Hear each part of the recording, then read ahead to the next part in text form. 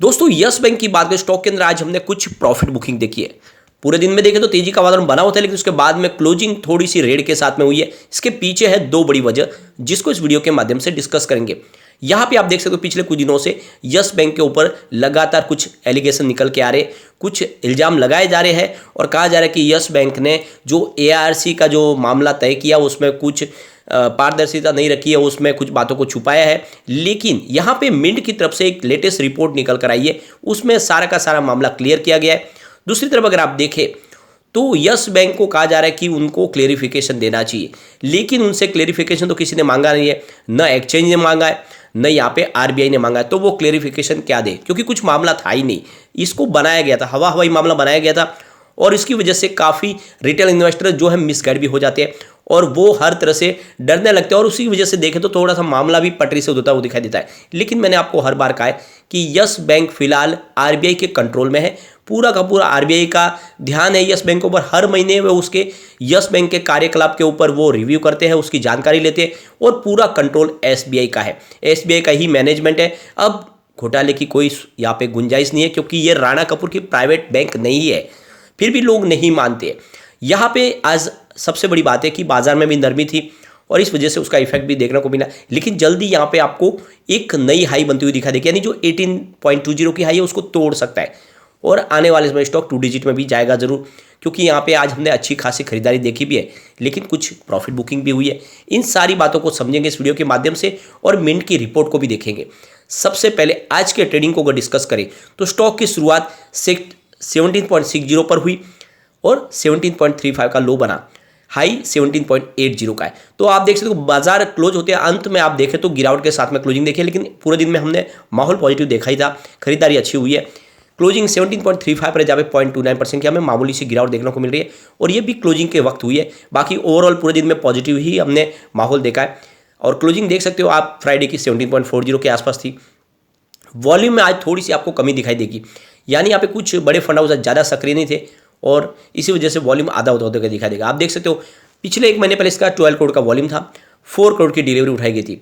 1 week पहले भी 15 करोड़ का वॉल्यूम था, 6 करोड़ की डिलीवरी उठाई गई थी। लेकिन फ्राइडे को जब रिपोर्ट निकल कर आई कि यहाँ पे आप समझ सकते हो कि एडवेंट और काइलेल की डील को RBI ने हरी झंडी दे दी है, तो वहाँ पे वॉल्यूम बढ़ा, लोगों ने खरीदारी की और 31 करोड़ रुपीज़ का वॉल्यूम हुआ, 12 करोड़ की डिलीवरी उठाई गई। आज वॉल्यूम लगभग आधा है, 15 करोड़ का वॉल्यूम हुआ है, लेकिन फिर भी काफ़ी अच्छा वॉल्यूम है और आप देख सकते हो ये बाजार में वॉल्यूम के मामले में नंबर 3 पे आ चुका है यस बैंक।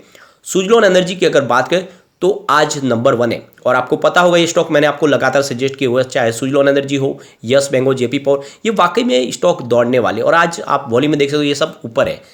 आज बजाज हिंदुस्तान शुगर भी दौड़ा है, इसके पीछे वजह यह है कि बजाज हिंदुस्तान शुगर अपना पुराना सारा कर्ज चुका चुके हैं, यानी एक तरह से एक माहौल बना था कि यहाँ पे बैंक है उनको NCLT के तहत कार्रवाई करना चाहती थी, उसको बैंक करप्ट घोषित करना चाहती थी, लेकिन बजाज हिंदुस्तान बड़ा ग्रुप है, उन्होंने पूरा पैसा चुका दिया है और इसीलिए मामला पॉजिटिव बना। कि पूरे बाजार की बात करें अगर तो निफ्टी 50 18,701 के स्तर पर क्लोजिंग देखी, जब 0.03% की हमने तेजी देखी है। निफ्टी बैंक की बात करें तो 43,332 के स्तर पे 0.53% की तेजी, लगभग आधा % की तेजी। निफ्टी PSU बैंक की बात करें तो 4,151 के स्तर पे 0.120% की तेजी थी। प्राइवेट बैंक की बात करें तो यहाँ पे 22,056 के स्तर पे 0.60% की तेजी। तो बैंकिंग शेयरों में आज हमने तेजी जरूर देखी है, बड़ी तेजी नहीं है लेकिन तेजी है। यहाँ पे सरकारी बैंकों में अच्छी तेजी 1% से ऊपर, लेकिन यस बैंक में हमने लगभग फ्लैट क्लोजिंग देखी है। अब यहाँ पे मिंट की तरफ से एक रिपोर्ट निकल कर आई है, ये लेटेस्ट आज की रिपोर्ट है कि यस बैंक के स्टॉक ने काफ़ी अचीवमेंट किया है, तेजी बताई है और इसके पीछे वजह भी बताई है। आप देख सकते हो कि यस बैंक का स्टॉक करीब 17.90 पे जाके आ चुका है फ्राइडे के दिन। अब इस तेजी के पीछे वजह बनी US private equity firm advent international और कार्नेल ग्रुप, जिनको 9.99% की स्टेक लेने की RBI की तरफ से मंजूरी मिल चुकी है और आने वाले समय में इनको बैंक की तरफ से कुछ इक्विटी शेयर जारी किए जाएंगे और कुछ वारंट्स जारी किए जाएंगे इस इक्विटी के बदले में। यानी ये एक तरह से इन्वेस्टर बन के आ रहे हैं, न कि ये कोई कर्ज दे रहे बैंक को, और यहाँ पे ये बोर्ड सदस्य भी बनेंगे, यानी बोर्ड के अंदर ये शामिल किया जाएगा इनको। तो ये बहुत बड़ी एक अपडेट है। उसके बाद में यहाँ पे अच्छी तेजी बनी। पिछले 6 महीनों की बात करें स्टॉक ने 31% की शानदार तेजी दिखाई है और लास्ट ईयर के हिसाब से देखें तो एक साल में इसने 39.28% की अच्छी तेजी दिखाई है। इस दौरान बैंक निफ्टी की बात करें, इसने 18.28% की तेजी दिखाई। तो बैंक निफ्टी से शानदार प्रदर्शन किया यस बैंक के स्टॉक ने। फिलहाल अगर देखें तो करंट लेवल पे स्टॉक 45.45% हाई लेवल पे ट्रेड कर रहा है अपने 52 वीक के लो से, जो इसका लो था 12.10 का, और 3.57% दूर है अपने 52 वीक हाई से जो 18.20 के आसपास। तो ये ऊपर की तरफ, ये आप समझ ही सकते हो।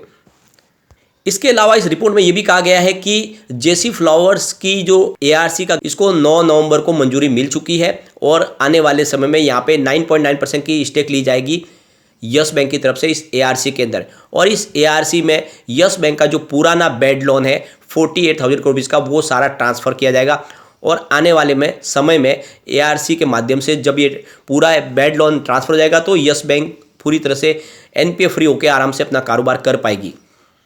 यहाँ पे इस रिपोर्ट में ये भी कहा गया है कि जेसी फ्लावर्स इस बिड को जीत चुके हैं और ये ऑलरेडी अगर आप देखें तो सारे के सारे जो प्रोसेस थे उसको फॉलो भी किया गया है।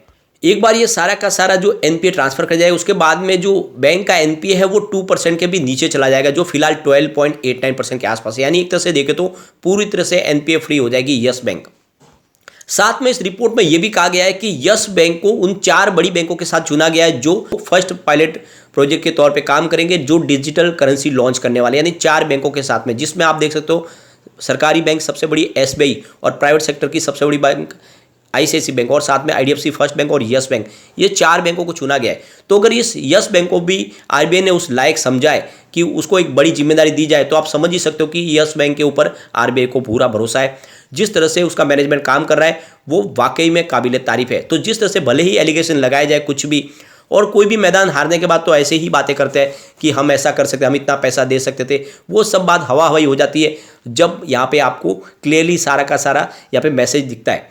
और इसीलिए अगर आप देखें तो यस बैंक मजबूत होती जा रही है और आने वाले समय इसकी प्राइस डेफिनेटली बढ़ेगी, चाहे जितने भी सेल के टारगेट दे।